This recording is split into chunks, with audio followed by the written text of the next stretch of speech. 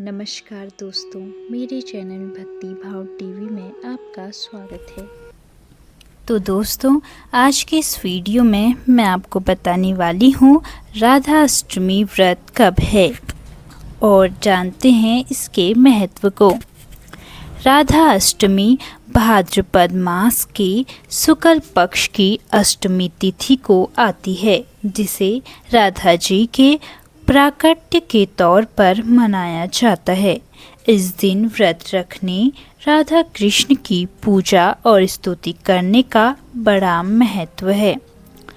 राधा अष्टमी पर व्रत रखने से दुखों का नाश होता है और घर में सुख शांति आती है।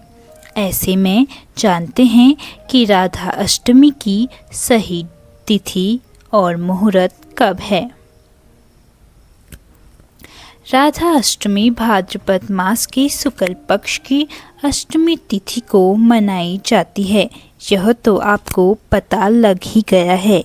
राधा रानी से जुड़े मंत्रों का जप उस दिन करना बहुत ही शुभ माना जाता है। राधा अष्टमी पर व्रत रखने का भी रिवाज है।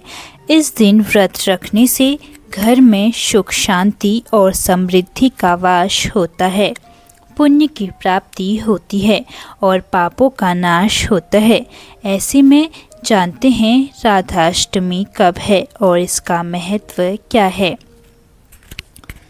राधा अष्टमी का शुभ मुहूर्त। भाद्रपद शुक्ल अष्टमी तिथि 30 अगस्त रात 10:46 लगेगी और 31 अगस्त को देर रात 12:57 समाप्त होगा। उदय तिथि के चलते 31 अगस्त को राधाष्टमी का व्रत रखा जाएगा। इसके अलावा 31 अगस्त को ही राधाष्टमी मनाई जाएगी। राधाष्टमी का त्योहार राधा रानी के प्रति असीम श्रद्धा और प्रेम भाव को दर्शाने के लिए मनाया जाता है। मध्यकाल में पूजा करने का विशेष महत्व है।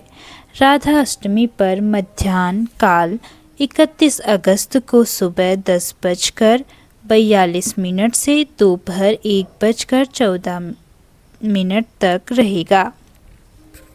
राधाष्टमी का महत्व। राधाष्टमी को लेकर माना जाता है कि इस दिन राधा रानी को व्रत पूजन से प्रसन्न करने वाले से भगवान कृष्ण खुद ब खुद प्रसन्न हो जाते हैं। मान्यता है कि राधाष्टमी के दिन वृषभानु जी और कृति जी के घर पर राधा रानी का जन्म हुआ था। एक कथा यह कहती है कि असलियत में राधा जी अपनी माँ कृति जी के गर्भ में नहीं थी, बल्कि माया से उनके पेट में वायु को ठहराया गया था और जन्म के समय राधा जी का प्राकट्य हुआ था। वृषभानु को पुष्प के बीज से राधा जी प्राप्त हुई थी। एक कथा इस प्रकार है कि रुक्मणी ही राधा जी का स्वरूप है। जब रुक्मणी का जन्म हुआ था तो एक पक्षी उन्हें उठाकर ले आया था।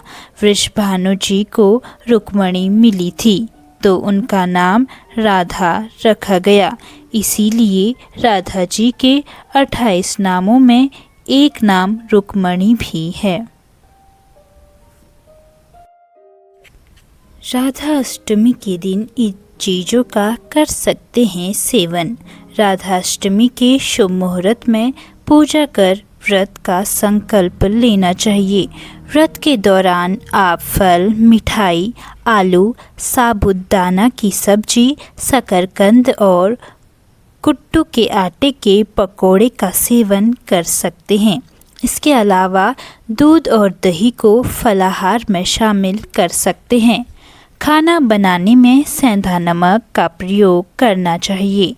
एक बात का विशेष ध्यान रखें कि इन चीज़ों का सेवन करने से पहले राधा रानी को भोग जरूर लगाएं। भोग लगाते समय इस मंत्र का करें जप। त्वदीयं वस्तु गोविंद तोभ्यमेव समर्पणीये गृहणाय सम्मुखे भूत्वा प्रसिद्ध परमेश्वर। इस मंत्र का अर्थ है कि हे किशोरी जी, जो भी मेरे पास है वो आपका दिया हुआ है। मैं आपको दिया हुआ अर्पित करती हूँ। मेरे इस भोग को आप स्वीकार करें।